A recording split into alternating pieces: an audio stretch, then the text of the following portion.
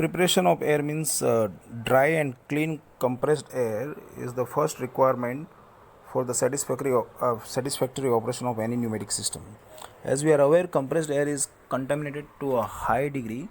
The contamination is generally caused by dirt and humidity from the atmosphere air taken in by the compressor, and the particle originating in the compressor, such as the residues of lubricants and mechanically abraded particles, that is resting in a compressor itself. Any compressed air supply system is also a source of contamination, as a fine and microfine rust particles, residues of condensate and a scale are taken up by the flow of compressed air. The heat developed during the compression may lead to undesirable oxidation and combination of dirt particles in the air. This may cause damage to the compressed air supply network and the consuming device downstream. Hence, compressed air must be conditioned or prepared to prevent contamination and remain of high quality. Preparation of the compressed air involves the following important activities: reducing its temperature, removing water and solid from it, regulating its pressure, and in many cases introducing a lubricant in it. The compressor or compressed air at the compressor outlet has many objectionable and harmful states and contaminations. They are as follows. One, it is very hot, nearly 70 to 100 degrees centigrade. Second, it contains very high concentration of solid particles such as dust, dirt, pollen, etc. A typical city atmosphere, let's say it is 40 ppm. If that air is compressed to 7 bar, then the concentration would be 320 million per meter cube, that is 320 ppm. And the fourth one is it contains oil in the vapor form as well as in the liquid form. Now we will discuss stages of preparation that already we have discussed. The stages of preparation are generation, that is power generation. Second is primary air treatment through mainline filter, dryer up to the receiver tank, and the third portion is the secondary air treatment where air service unit and directly it moves to the system. After cooler, if we talk about, then the after cooler is nothing but a simply a heat exchanger which carried away heat of air either through air cooled system or through water cooled system, because the compressed air temperature, as we discussed, maybe of 70 degree or 100 degree nearly, so we have to keep it down to 50 degree or something. So that's why after cooler is needed. Then comes a mainline filter. What is mainline filter? So as the compressed air cools further, water condensate making freshly generated compressed air very wet. A mainline filter with a mesh width of 100 micron, that is 100 micrometer or above, will remove this liquid together with large solid dirt contamination. An efficient mainline filter will remove most of all coarse particles during the initial preparation stage. Now we'll discuss oil removal, where air is to be used with precision appliances and instrument, or is likely to come in contact with the manufacturing component. It must be oil free. While the mainline filter will remove most of the oil in the liquid form, oil vapors can only be removed by means of appropriate chemical processes. An efficient oil removal filter should be installed for removing all oil in the liquid form as well as in the vapor form. Then we talk about dryer. There are four types of dryer: absorption dryer, adsorption dryer, refrigerated dryer, membrane dryer. Out of that, first two, absorption dryer and adsorption dryer. So absorption is a phenomenon where it absorbs. Absorption means when your whole body absorbs something, and adsorption means when your only your skin absorbs something.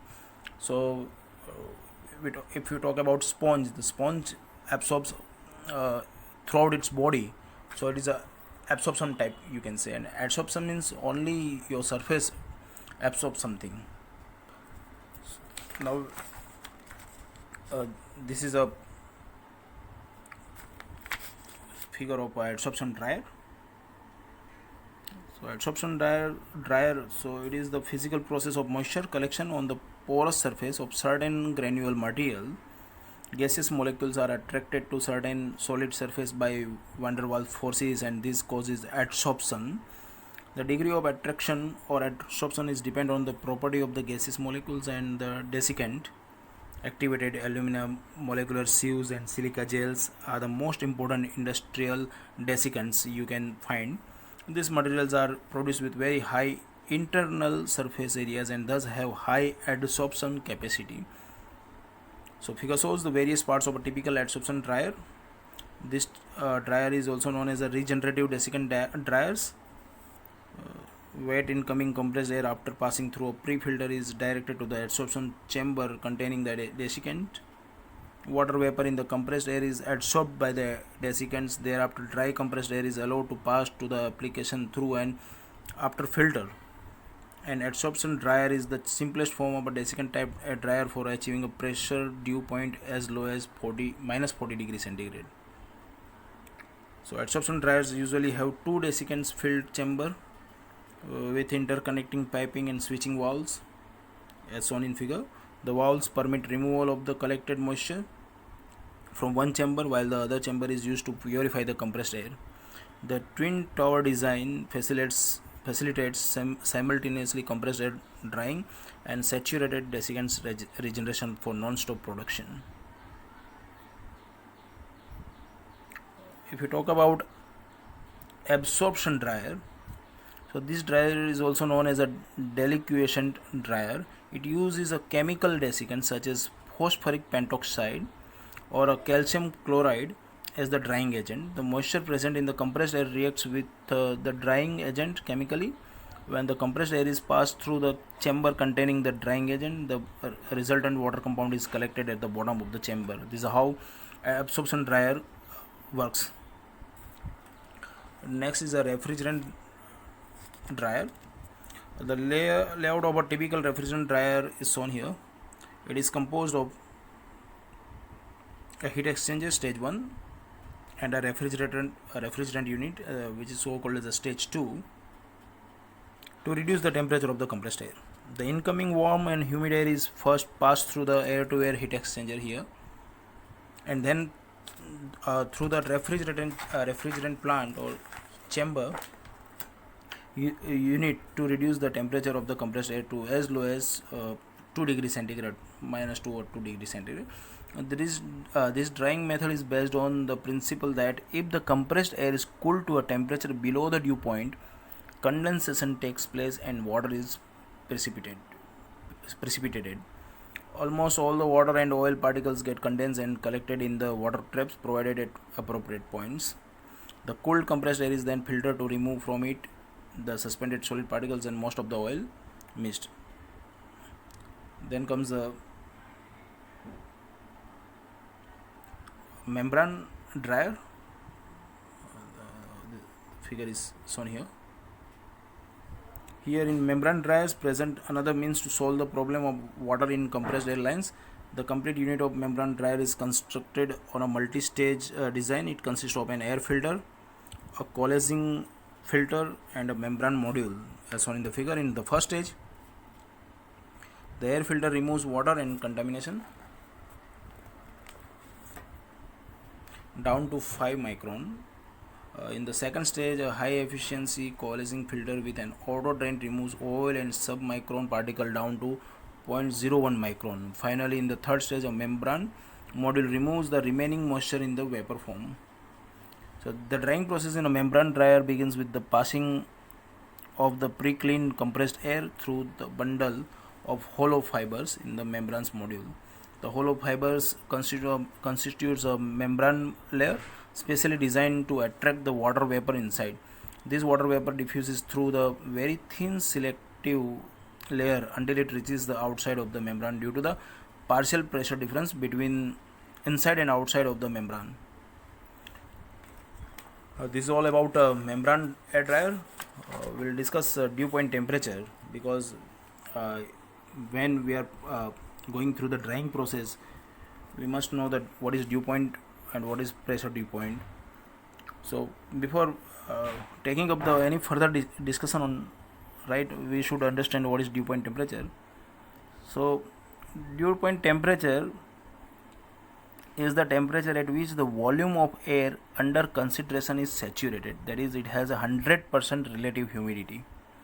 Lower the dew point temperature, the more water vapor will condense thus reducing the moisture entrapped in the compressed air. The relevant operating pressure of a pneumatic system should be taken into account while comparing different methods of air drying.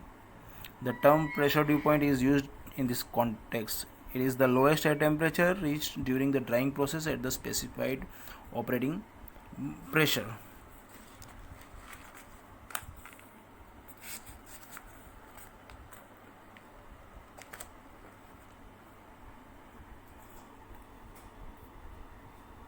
Further, we will discuss receiver tank or air receiver. An important function of compressed air system is the storage of the compressed air. We must store it. So, air receivers are there. An air receiver, also called as a receiver tank, is a simple device used for the storage of a compressed air. The slow response of a compressor to compress the air to the required pressure calls for a storage of the compressed air in the receiver tank. These tanks also assist in suppressing demand surges and provide further cooling of the compressed air.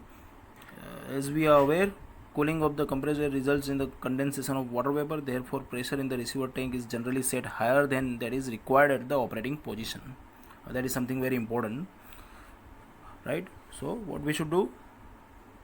Pressure in the receiver tank should be generally set higher than what is required at the operating position. So, figure shows a layout of an air receiver. To provide a large surface area, a receiver tank is given in a cylindrical shape. It is also provided with first one, a safety relief valve to guard against high pressure arising from the failure of pressure control system. Second, pressure switch to sense the pressure inside the tank. Third, high temperature switches for remote alarms, and the fourth one is a pressure gauge for pressure indication. So we can have idea about what is the pressure inside the receiver tank. Then drain cock for the removal of condensate water. Whatever the condensate collected, it should be drained out. And a manhole for manual cleaning of a receiver. The size of the compressed air receiver depends on the delivery volume of the compressor, load requirements, and allowable pressure deviation in the receiver. The receiver can be fitted downstream of the compressor to act as an air chamber and selectively at the point where air consumption is very high or wherever the high consumptions are there. Basically, the advantage of compressed air receivers in pneumatic system are as follows. So first one is first advantage is receiver tends to provide constant air pressure in a pneumatic system regardless of fluctuating air consumption or compressor switching. So it obsolete the fluctuation. Second, the large surface area of the receiver tank cools the compressed air by way of dissipating heat quickly to the atmosphere. Thus, a fraction of the moisture in the air is condensed and collected at the bottom of the receiver tank, which that can be a drain off. So it works as a heat exchanger also. The third, in the event of electrical power failure, the air receiver can maintain the compressed air supply for some more time so as to carry on your production work, carry on whatever work you wish. So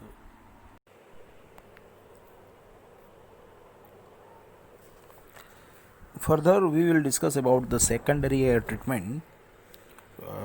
The purpose of air treatment we have already discussed in previous lecture previously. So the following section elaborate the functional and the constructional features of filters, regulators, lubricators, and pressure gauge here, which are very much helpful in secondary air treatment.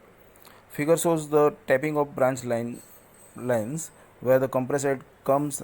There should be a downward gradient of 1 to 2%. Then water trap to remove condensate, and the other point shows the takeoff points or branch lines where you can take dry and compressed air.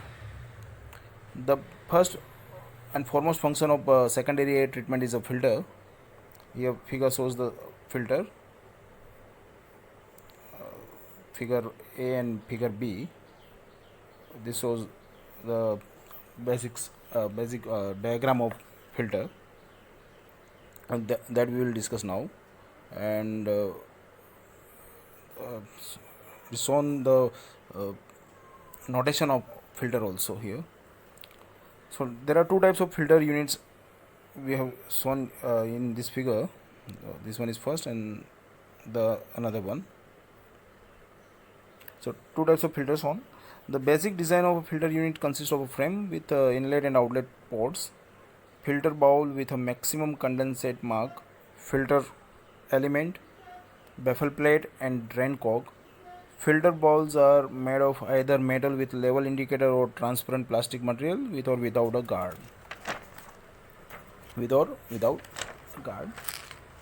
Air entering the inlet port of filter is directed to flow through the angle lowered. This causes the air to spin as it enters the bowl. The centrifugal action of the rotating air causes a large piece of dirt and water droplets to be thrown against the inner wall of the filter bowl. These contaminants then flow down into the bottom of the filter bowl. A baffle prevents turbulent air from splashing water onto the filter element. The air, which has been pre-cleaned in this way, then passes through the filter element of certain mesh size, where fine dirt particles are filtered out. The size of the dirt particle which can be filtered out depends on the mesh width of the filter cartridge. In standard fine filters, mesh width of 5 to 40 microns are used. The compressed air then exits through the outlet port. When the filter cartridge is clogged, the throughput is reduced and result in the wastage of energy. The extent of pressure difference between inlet and outlet will indicate the degree to which the filter element is clogged. This element must be regularly cleaned to remove the trapped dust particle. The function of a basic filter unit was explained here. However, commercially available filters come out with many additional features like automatic drain facility, coalescing type filter element, service life indicator, etc. These features I will not explain, but I will show you some figures. So first I will show you the automatic drain system. So this shows the automatic drain system. So here the accumulated condensate at the base of the filter bowl should be ejected before the mark for the maximum condensate level is reached. Otherwise this condensate will re-enter the system. That's how it works. It uses a float to determine the level of condensate in the bowl, and when the mark for maximum condensate is reached, a control piston opens a valve seat and that automatically eject the condensate. Then comes the coalescing filter, the figure of coalescing filter. So this can be used for applications such as food and drug processing, air bearing, paint spraying, etc., where the air has to be extremely clean and free of oil.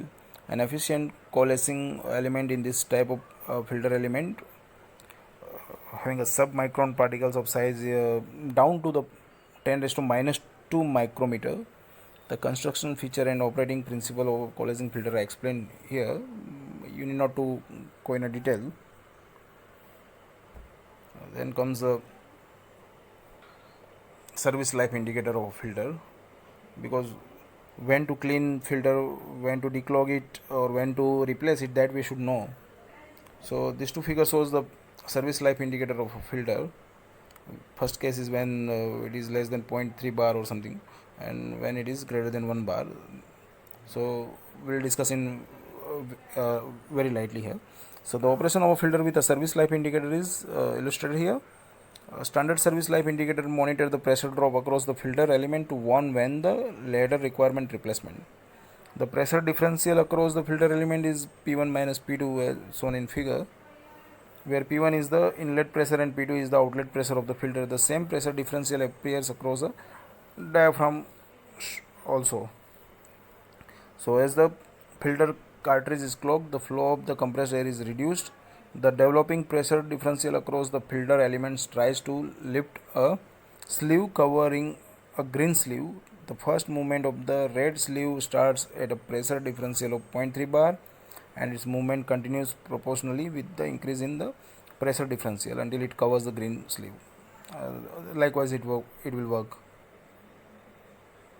This is another case of when P1 minus P2 it is greater than or equal to 1 bar.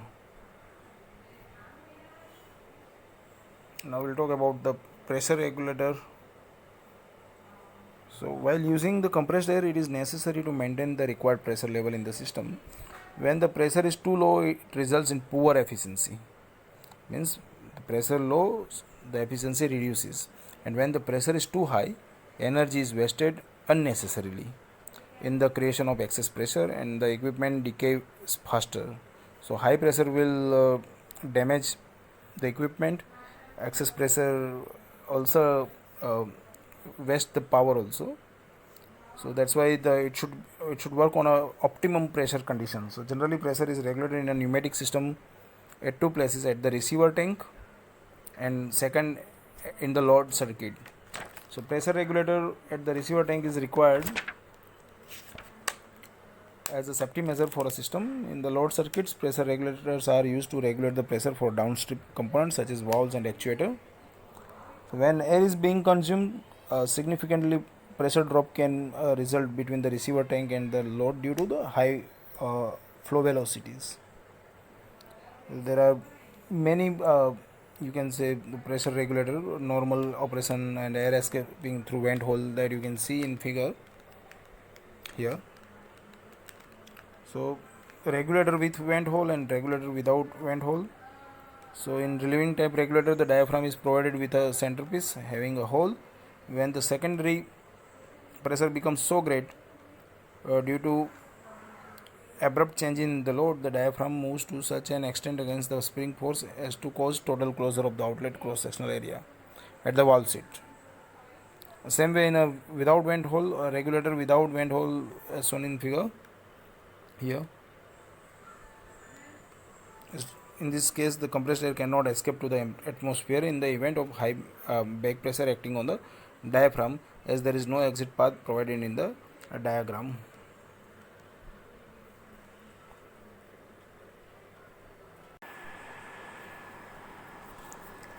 Here this figure shows the pressure regulator with a vent hole, whereas this figure shows a pressure regulator without vent hole with its symbol also. Sometimes you can find the combine of both these two, filter and regulator. The units for the secondary air treatment are commercially available as individual or combined units also. So one such popular design is the filter regulator unit. In this design, filter and regulator are combined as a single unit without affecting their individual functions. Air flows first through the filter and is directed to the primary side of the regulator. Pressure is then regulated to the set values. The advantage of this design is that only one unit is to be mounted, thus simplifying the installation work and reducing the cost. Next we will discuss pressure gauge. So pressure gauge is nothing but an instrument for measuring air pressure.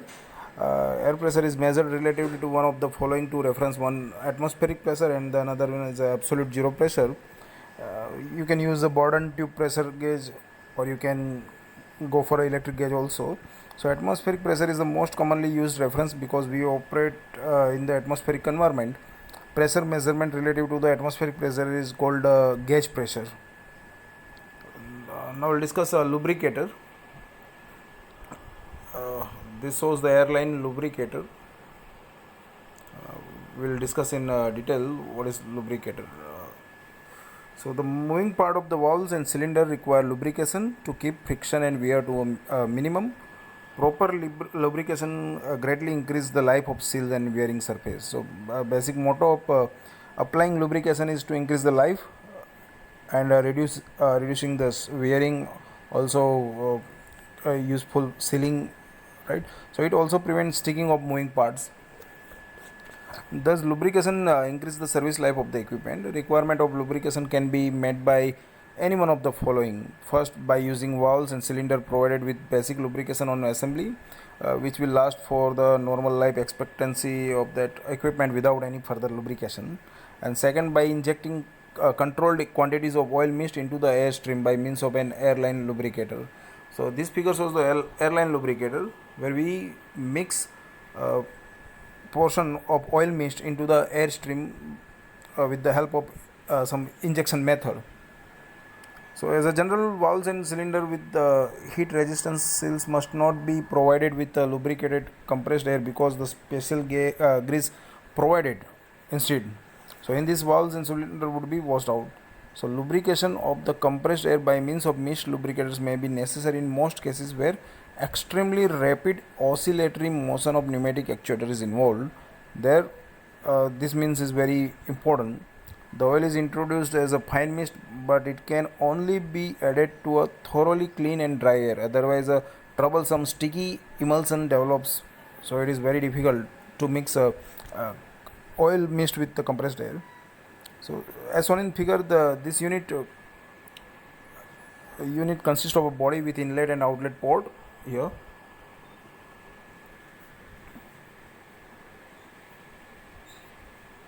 Inlet and outlet port,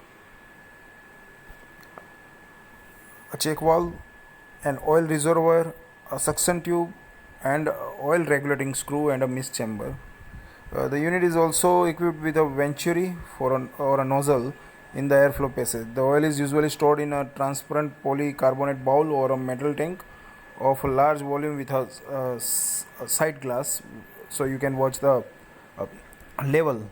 So most of the lubricators operates on the venturi principle. As the compressed air is passed through the lubricator in the direction of the arrow marked on the lubricator, the check valve opens and the compressed air flows to the outlet port. The restriction in the flow passage creates a differential pressure between the bowl and the mist chamber, causing the oil to be drawn up through the siphon tube to a point of low pressure. The oil then drips into the nozzle and gets atomized. The air stream takes up the fine mist of oil. Heavy oil drops fall back into the bowl. The lubricated air exits through the outlet port. So lubrication has to be provided to equipment where it is explicitly indicated. It should, however, be noted that excessive lubrication may produce sluggish operation of valves and cylinder, malfunction of components, and increased pollution. So excessive lubrication is also harmful. So to indicate delivery, a side dome is provided at the mist chamber, and manufacturers specify the number of drops per minute. Set this count typically to 20 drips per minute, or at a flow rate of 10 liter per second. So metering of the oil is accomplished by a regulating screw which provides a controlled orifice size. The oil, when used up, can be filled up through the hole provided for the purpose.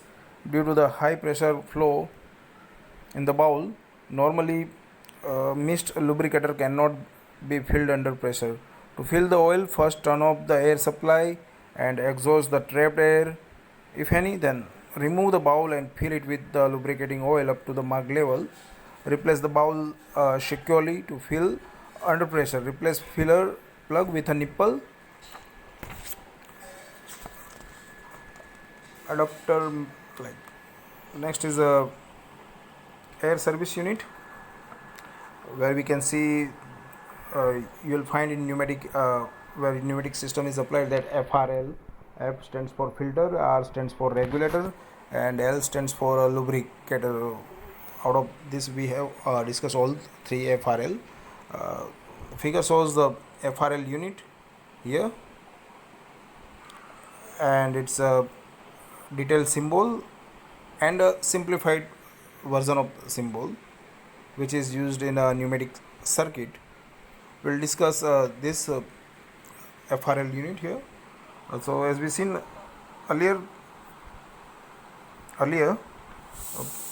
primary air treatment was intended to remove heat, moisture, and coarse particles from the compressed air system. Secondary air treatment is necessary to obtain the compressed air, which is finally filtered and dried, regulated, and perhaps lubricated just before its entry into a machine or a tool. So these functions are accomplished through auxiliary airline equipment, namely filter, regulator, and lubricator. As a whole, you can take it as a FRL unit, or you can also take it as a air service unit. An FRL unit should be installed in the inlet line to each branch circuit, so which is shown in figure. This comprises the following unit: the one shut-off valve to isolate upstream air and downstream air, second combined filter and pressure regulator with gauge, and the third one is a lubricator. So these units are connected together for left to right. A flow with quick clamps, wall bracket, and pipe adapter for rigidly fixing to the pipe work. So individual units of their air service unit can be easily combined and slide into the pipe work using quick clamps. This unit can be easily removed for servicing or replacement without disturbing the pipe joints. So here we complete our chapter on air preparation, where primary air requirement, secondary air requirement we have discussed. So this is the end of this chapter. Thank you.